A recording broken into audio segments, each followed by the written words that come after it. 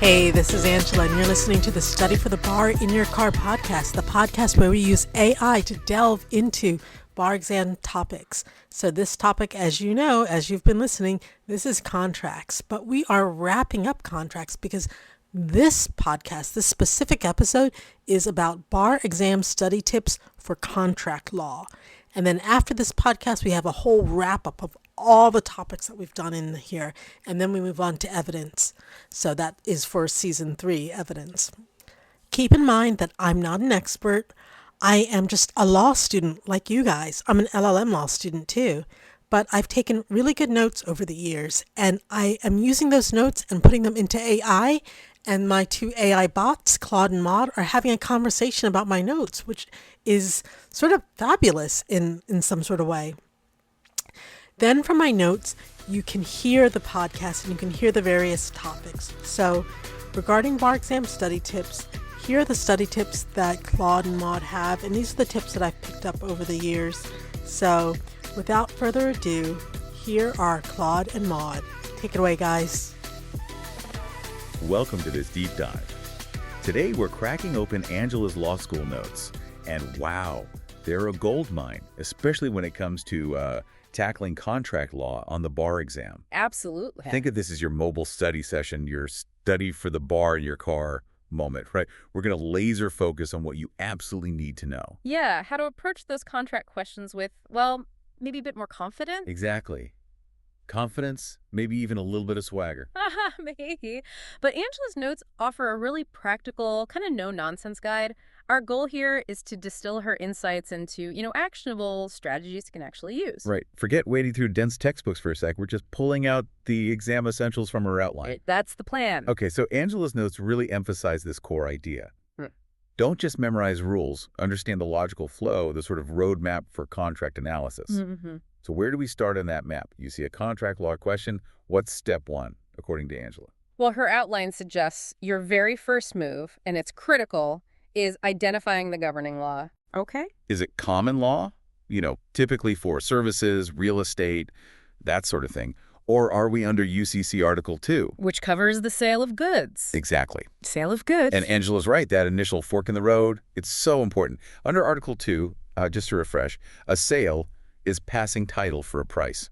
And goods, right. well, they're tangible, movable things. Right. Stuff you can touch and move. But what about those mixed contracts? Goods and services together. Angela mentions those can be tricky for the exam. Oh, definitely. They love those. Angela's notes highlight the predominant purpose test for that. Predominant purpose. Yeah, you have to look at what the buyer was really after. What was the main point of the deal? Right. She uses a good example, a tire manufacturer buying equipment. Sure, there's installation involved. That's a service. Mm-hmm. But the main goal, the reason they're contracting, is to get the equipment, the goods. So the goods are the predominant purpose. Makes sense. UCC Article 2 governs. Most likely, yes. You got to focus on the essence of that bargain. Got it.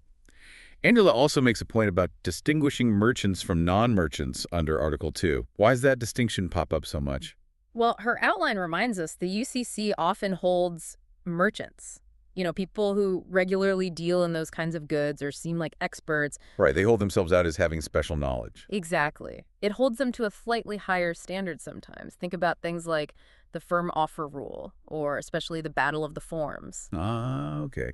So when you're reading the fact pattern, you need to clock who the parties are. Are they professionals in this area? Definitely. Pay attention to their roles. And Angela's notes also kind of weave in this underlying principle, seems to apply everywhere.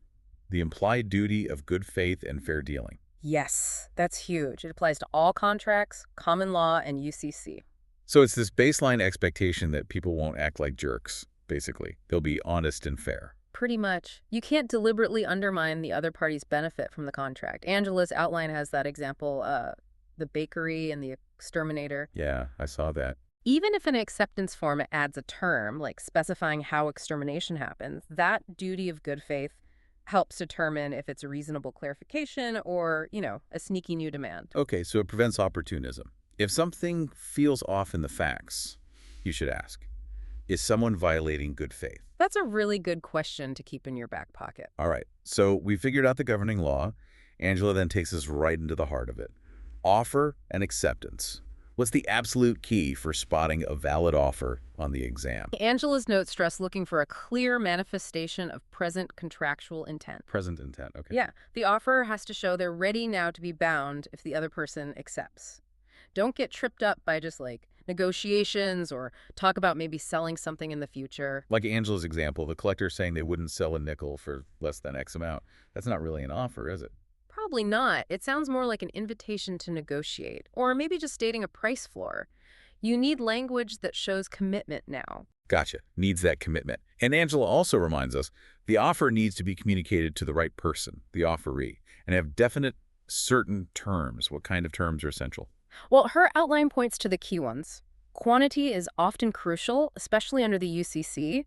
Subject matter, price, though the UCC can sometimes fill in a reasonable price for the parties intended a contract. Right, the gap fillers. Yeah, but generally, the more specific the terms, the stronger the argument that it's a real offer. Okay, now, offers don't last forever. Angela outlines how they can terminate. What are the main ways an offer dies before acceptance? Things to watch for on exam day. Angela's notes list the big ones. First, lapse of time, either the time stated in the offer or just a reasonable time if none is stated. Okay. Then, death or destruction of the subject matter. That's her car in the garage fire example. Poof, offer's gone. Can't sell a car that's ashes. Right. And then, of course, the offeree can kill it by rejecting it outright. Or making a counteroffer. Exactly. A counteroffer, as Angela notes, does double duty. It's a rejection of the original offer, and it's a brand new offer going back the other way. So tracking the sequence of communications is key. Crucial. Pay attention to the timeline and who said what when. Okay, then we get to acceptance. The offeree says yes. Angela highlights it needs to be unequivocal, basically a clear agreement, and in the manner the offer asked for. Mm-hmm. No maybes. What's a classic bar exam trap with acceptance? Oh, hands down, the mailbox rule. Ah, yes. Everyone's favorite. Angela's notes explain it clearly. Acceptance is generally effective when sent, not when received, assuming, it's properly addressed and stamped. Puts the risk of postal delays on the offerer. Right. But, and this is where the exam questions live, Angela emphasizes the exceptions. Okay, what are the main exceptions where mailing it doesn't seal the deal immediately? Well, Angela's outline points out, if the offeree sends a rejection first and then changes their mind and sends an acceptance, it becomes a race. Whichever one gets to the offerer first is what counts. Okay, rejection first, then acceptance, race to be received. Got it. And conversely, if acceptance is sent first, then a rejection, the acceptance usually still wins unless the offerer gets the rejection first and relies on it. Detrimental reliance on the rejection. Okay, that's subtle. It is. These timing nuances are prime exam fodder. You really have to map out the sending and receiving times. Good tip. What about unilateral contracts? Acceptance by doing something. Angela mentions those. Yeah, her notes make a key point there. Once the offeree starts performing substantially in a unilateral contract... Like actually starting to paint the house in her example. Exactly. Once performance begins, the offerer's power to just revoke the offer gets limited. They can't just pull the rug out halfway through the job. That seems fair. It does. But Angela also clarifies just preparing to perform isn't enough. Buying the paint isn't starting the painting. Okay. Preparation doesn't count. Actual commencement of performance is the trigger. That's the key distinction. All right, let's shift to the UCC's Battle of the Forms, Section 2207. Angela's notes say the UCC is more flexible than the old common law mirror image rule. How does that usually show up? Well, her outline clarifies that under the UCC, especially between merchants, getting an acceptance back that has, additional or even different terms doesn't automatically mean there's no contract. Unlike common law, where it would likely be a counteroffer. Right. Under 2207, you might still have a contract. Those additional terms might even become part of the deal unless... Okay, here come the exceptions again. Always exceptions. Unless the new terms materially alter the contract or the original offer specifically said, acceptance must match my terms exactly, or the offerer objects to the new terms quickly. Within a reasonable time, yeah. So you need to analyze those new terms carefully. Material alteration is a big one. And what if the forms just clash? Like different terms on the same issue? Angela touches on that too. Yes. Her notes explain the knockout rule. If the offer and acceptance have conflicting terms, say different warranty provisions, they just knock each other out. Basically, yeah. Those conflicting terms are removed, and the contract consists of the terms they did agree on, plus any relevant UCC gap fillers to plug the holes. Like in her example with the auto parts different price terms, knock them out. Maybe a reasonable price comes in via the UCC. Exactly. The UCC tries to find a contract if the parties seem to intend one, even if their paperwork is messy. Okay, moving on. Consideration. The oomph that makes a promise enforceable. Angela defines it as that bargain for exchange. What's a key takeaway for the bar exam here? Her outline really emphasizes that the values exchanged don't have to be equal. Adequacy of consideration isn't usually the court's concern. A peppercorn rule, right? Even something tiny can be consideration if it was actually bargained for. Precisely. Don't get sidetracked evaluating if it was a fair deal in dollar terms. Was there some legal detriment incurred or benefit conferred as part of the bargain? Okay, but Angela also flags the pre-existing duty rule. How does that work? Right. Her notes explain that promising to do something you're already legally obligated to do generally isn't new consideration for a modified promise. Like a contractor demanding more money to finish a job they already agreed to do for less. That's a classic example. But again, watch for exceptions. Angela points out if you promise something new or different, or if the duty was owed to someone else, or if there are unforeseen difficulties. Okay, so the rule exists, but it has well-defined escape hatches. Definitely. You need to know both the rule and its main exceptions. Angela's notes also warn about illusory promises. What makes a promise illusory and fail for lack of consideration? It's when one party isn't actually bound. Angela's Acme ice cream example is perfect. I'll buy as much ice cream from you next year as I feel like buying. No real commitment there. None at all. There's no detriment to the promiser. They haven't actually promised to do anything specific. Contrast that with her music school example, where even though there are choices, each choice involves a real commitment. So for the exam, you need to check. Are both sides actually bound to something? Yeah. Is there mutuality? Exactly. Look for that mutuality of obligation. Angela also mentions promissory estoppel.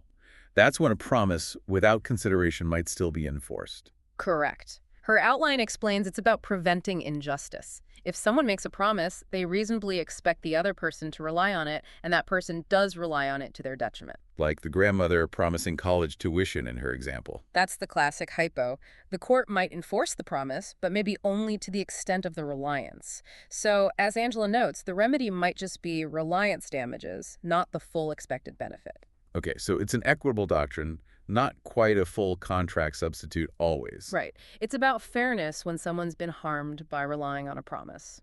All right, so let's say we think we have offer, acceptance, consideration, done deal. Not so fast, Angela warns, we need to check for defenses. Always check defenses. Angela's outline logically groups them.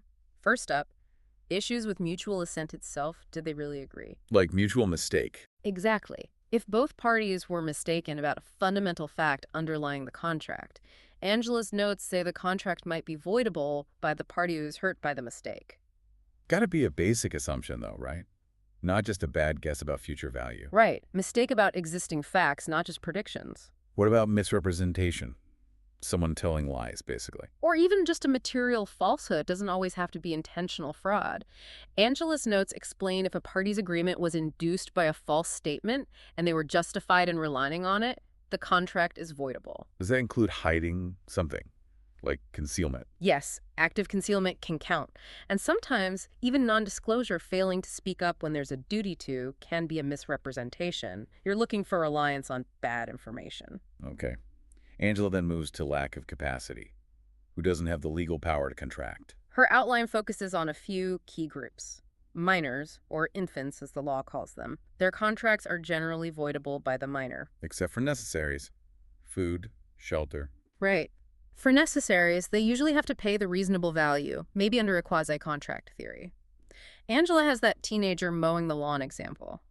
They might be able to void the specific contract price, but still owe for the benefit received if it was necessary. And ratification. They can confirm the contract once they turn 18. Yes, either expressly or by conduct after reaching majority. Mental incapacity is another category where contracts can be voidable. Makes sense. Then Angela covers duress and undue influence. Similar, but different. Slightly different pressures. Yeah. Duress, according to her notes, involves coercion. It could be physical force that makes the contract void. Like literally holding a gun to someone's head. Right. Or it could be an improper threat that leaves the other party with no reasonable alternative. That usually makes the contract voidable. Her catalytic converter supplier example fits that threatening breach to extract a modification. And undue influence. That's more about unfair persuasion. often in a relationship of trust or dominance where one person's will is just overcome. Think caretaker and elderly person. Look for that power imbalance and unfair tactics. Got it. And the big one, a classic bar exam topic, the statute of frauds. Ah, yes, memolas. Angela provides that handy list. Which contracts absolutely need a writing to be enforced? Remind us of the main ones. Okay, Angela's outline hits the major categories you must know. Marriage, contracts in consideration of. Year, contracts impossible to perform within 1 year of making. Land, interests in land, leases over a year typically. Executor, promises by executor to pay estate debts from owned funds. Goods, sale of goods for $500 or more under UCC. And suretyship, promises to pay the debt of another. My legs. Hehe. Good mnemonic. And for the UCC one, sale of goods, $500 plus land. Angela mentioned specific writing requirements. Yes, the UCC writing needs to indicate a contract was made, identify the parties, state the quantity, and be signed by the party you're trying to sue. Doesn't need all terms, but quantity is usually key. Even letterhead might suffice as a signature sometimes. But the statute of frauds isn't absolute. Angela covers exceptions too, right? When can an oral agreement in one of these categories still be enforced? Absolutely crucial to know the exceptions. For land, Angela's notes mention part performance usually requires things like taking possession and making payments or improvements, like her farmer rancher example. Okay. For service contracts over a year, full performance by one party might take it out of the statute under the UCC for goods. There are several UCC exceptions, aren't there? Yes, especially manufactured goods if the seller made a substantial start.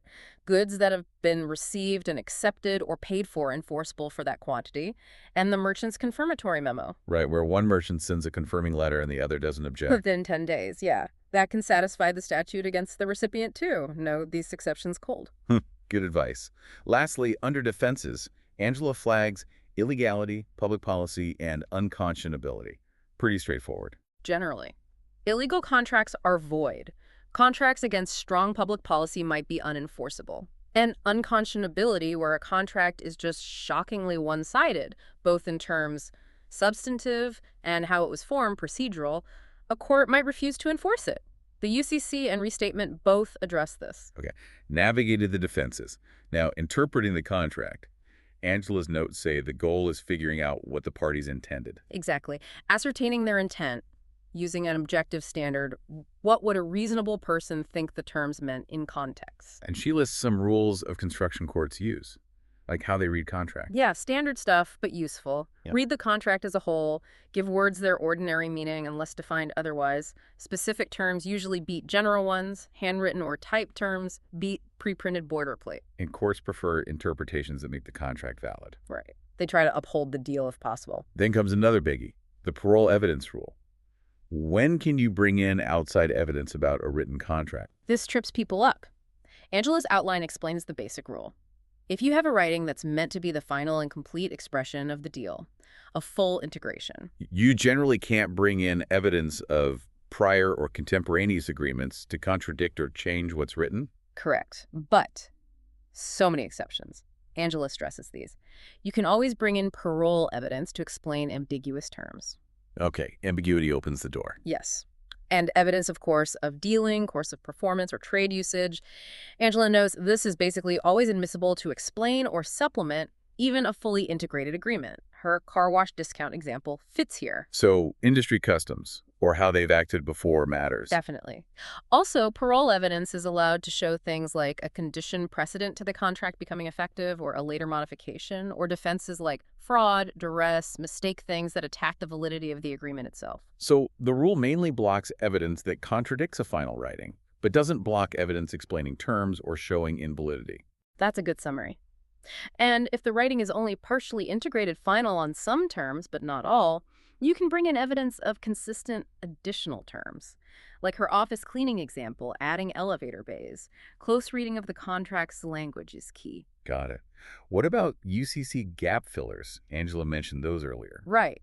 Her notes explain that if parties intended a contract for goods but left some terms open, like price or delivery location, the UCC can provide reasonable terms. But quantity usually needs to be there. Generally, yes, quantity is key. Though Angela mentions requirements contracts, buyer buys all they need, and output contracts, seller sells all they produce, are usually considered definite enough on quantity. And these gap fillers only apply if the parties haven't agreed otherwise. Exactly. Express terms, course of performance, course of dealing, usage of trade, those all take precedence over the UCC's default rules. And remember that implied duty of good faith underlies all of this. Always good faith. Okay, performance time. Angela's notes start with conditions. What's the core difference between a promise and a condition again? Her outline clarifies. A promise creates a duty to act. Breaking a promise is a breach. A condition is an event that has to happen or not happen to trigger a duty or end one. If a condition doesn't occur, the duty might just not arise. It's not necessarily a breach. Like, I'll pay you $500 if you finish by Friday. Finishing by Friday is the condition. Exactly. Failure to finish by Friday isn't a breach of that promise unless finishing was also promised, but it means the duty to pay the $500 isn't triggered. Okay. And Angela outlines different types of conditions. Yep.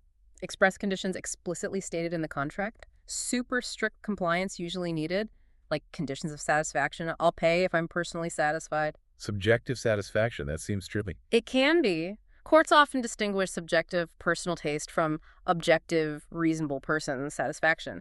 But even with subjective, there's still that duty of good faith. You can't just claim dissatisfaction dishonestly. Angela's bakery rolls example touches on this. Right. Then implied conditions. Or constructive conditions, put in by law for fairness. Like in most contracts, one party's performance is constructively conditioned on the other party performing or being ready to perform. Her landlord-tenant notice example fits here. Tenant usually needs to notify before landlord's duty to repair kicks in. And precedent versus subsequent. Condition precedent must occur before a duty arises. Condition subsequent, if it occurs, cuts off an existing duty. Concurrent conditions happen together, like paying cash for a deed. Got it. But conditions aren't always strictly enforced. Angela talks about excuses. Yeah, several ways a condition can be excused, meaning performance becomes due even though the condition didn't happen. Waiver is a big one, intentionally giving up the benefit of the condition. Or estoppel, leading the other party to think you won't insist on it. Right. Also, if one party wrongfully prevents the condition from occurring, and then the big discharge doctrines can excuse conditions too. Impossibility, impracticability, frustration of purpose, anticipatory repudiation can also excuse conditions. Okay, leads us nicely into breach. Angela differentiates material versus minor breach at common law. What's the practical difference? Huge difference. Angela's notes explain a material breach goes to the essence of a contract, substantially deprives the other party of the benefit they bargained for. If there's a material breach, The non-breaching party can suspend their own performance and sue for total damages. exactly, they're discharged from their duties. A minor breach, though, doesn't destroy the core bargain.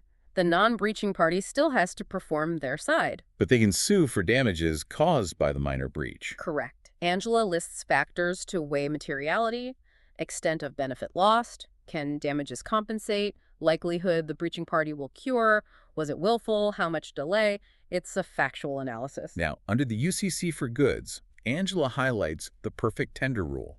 Much stricter. Much stricter, at least initially. Her outline states the seller basically has to deliver goods that conform perfectly to the contract. Any deviation allows the buyer to reject. Any deviation. Wow. So what can the buyer do if the tender isn't perfect? Angela's notes say the buyer can reject the whole shipment, accept the whole shipment, and maybe sue for damages later, or accept some units and reject the rest.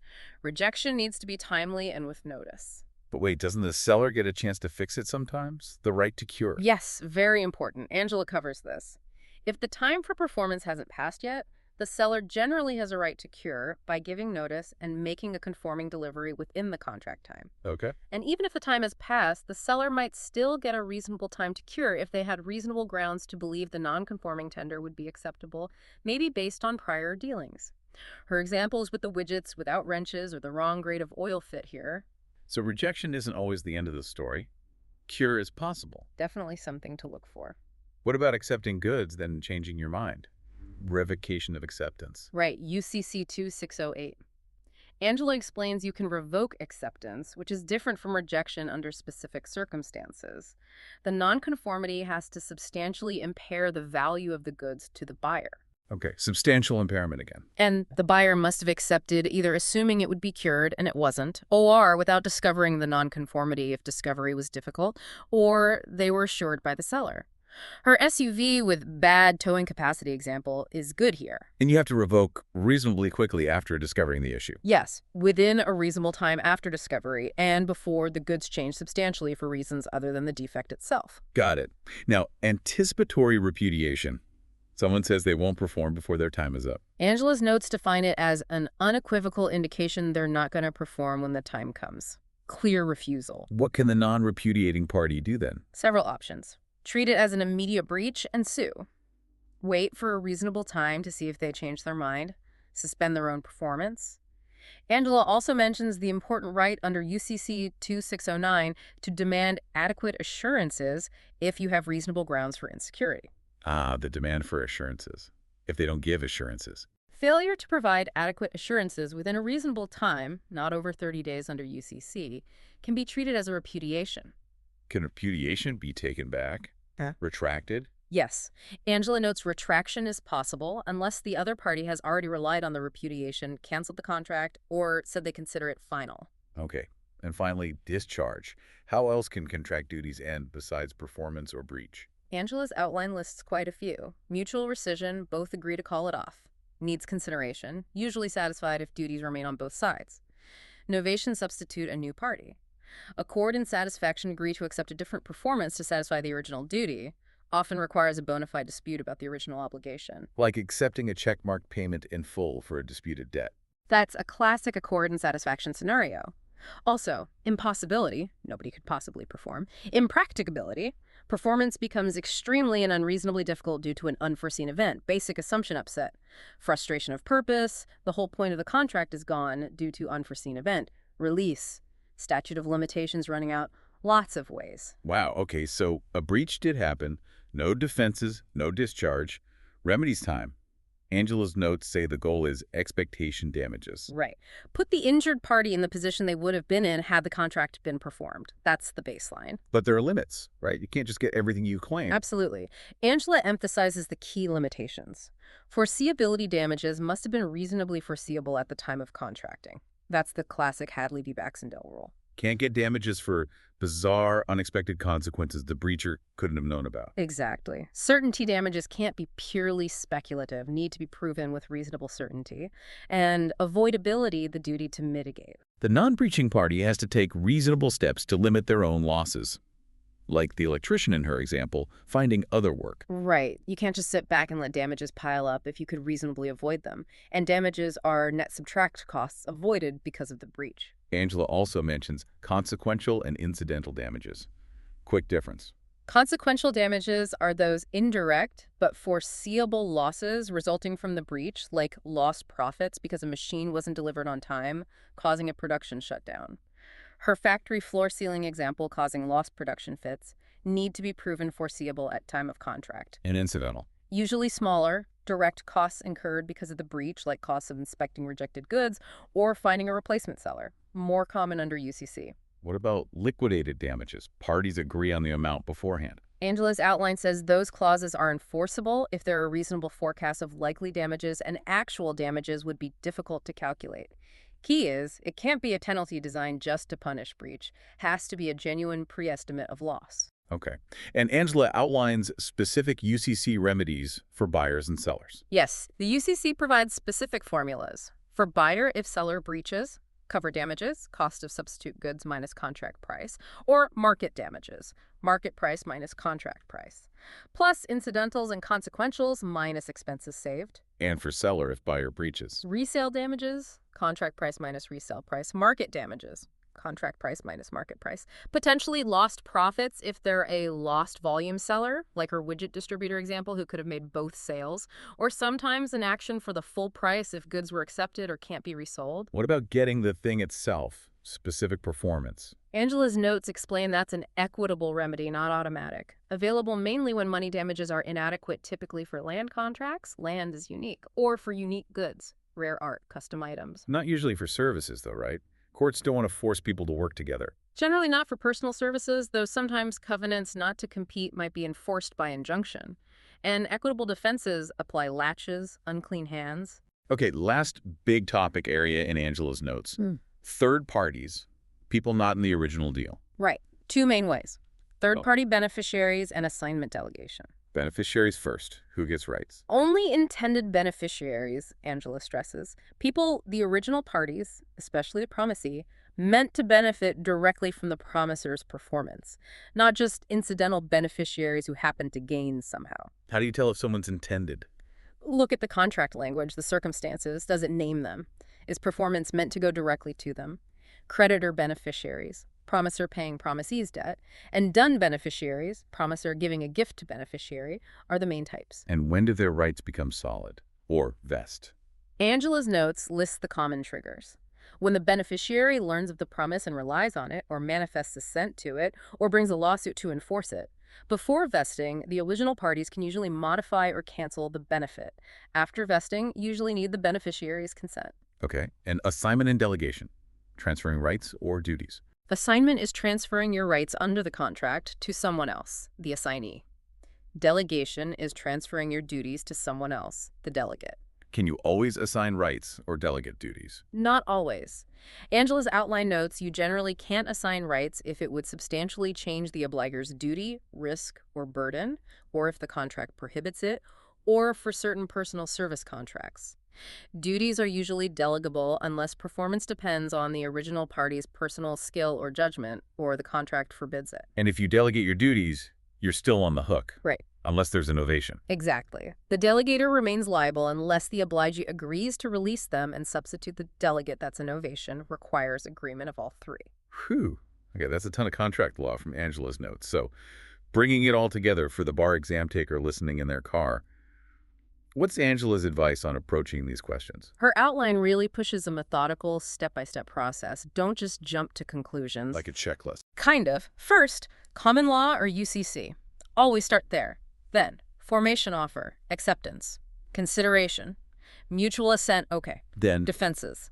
Scan for capacity issues, misstate, misrepresentation, duress, statute of frauds, illegality, unconscionability, anything that kills the contract or makes it voidable. okay, assuming we have a contract. Then, what are the terms? Interpret the contract. Yeah. Oral evidence rule issues. Ambiguity. Course of performance dealing. UCC gap fillers needed. Then performance, conditions, Yeah. excuses, breach, Right. was it material? Right. Analyze the performance phase. And then finally, remedies. What can the non-breaching party get? Expectation, reliance, restitution. Limitations, specific performance. And don't forget third parties. Exactly. Any beneficiary or assignment delegation issues tacked on. Following those steps helps ensure you don't miss a major issue. Angela also gives some great specific questions to ask yourself when you're reading the fact pattern. Can you get a few highlights? Sure. She suggests asking things like, was the offer really definite? Was acceptance timely, mirror image, or UCC 2207? Was there actual bargain for consideration, or just a gift promise? Does the statute of frauds apply? Is there a rating, an exception? Any signs of fraud or duress? What does the contract actually say? Is that term ambiguous? Did a condition fail? Was it excused? Was the breach material? What damages are foreseeable and certain? Did they mitigate? Simple questions, but they guide your analysis. And Angela's absolute final word for conquering contracts on the bar. Practice. Plain and simple. Her notes are great. This discussion hopefully helps, but you have to apply these rules repeatedly to different fact patterns. Get your hands dirty with practice questions. That's the only way to really internalize it and get fast and accurate under pressure. Treat every practice question like a mini deep dive, applying that systematic approach. Fantastic advice. So that's the real takeaway. Angela's notes provide an amazing roadmap. Maybe this chat helps clarify some turns, but you, the listener, you need to drive the route yourself with practice questions. Well put. All right, that wraps up our deep dive into key contract law concepts and bar exam strategies, all thanks to Angela's incredibly useful notes. Our study for the bar in your car session for today. Hope it was helpful. We really hope this focus session gave you some valuable insights, some practical tools, maybe a bit more confidence facing those contract questions. Remember, keep practicing, keep exploring. Are there specific contract scenarios still bugging you? Other bar topics you want us to tackle? Let us know. Keep hitting those books or, keep listening while you drive. All the very best on exam day.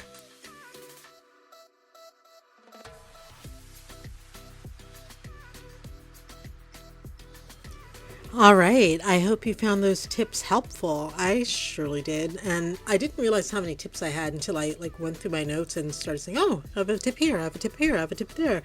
And so I've just put them all together and not actually in a very organized way, but the AI helped organize them together. So yeah, that's good. Anyhow, I pay for this podcast myself and I don't ask for donations, but I do ask that if you are an attorney or you know an attorney who needs some freelance assistance, I'm a law clerk. Call on me. I do freelance ad hoc remote work. And essentially, I'm a ghostwriter. I write motions, letters, appeals, any sort of briefs. I used to be a judicial law clerk and I used to work for the public defender's office. So I've got a wide range of experience. Oh, and in another life, I was an immigration lawyer in the UK, but that's another story. Anyhow, thank you for listening. If you need to get in touch with me and you want me to do law work, you can email me at hello@legalwriterandlawclerk.com. Or if you'd like to talk to me about this podcast, my email address is podcast@studyforthebarinyourcar.com. Thanks a lot, and we'll see you on the next episode.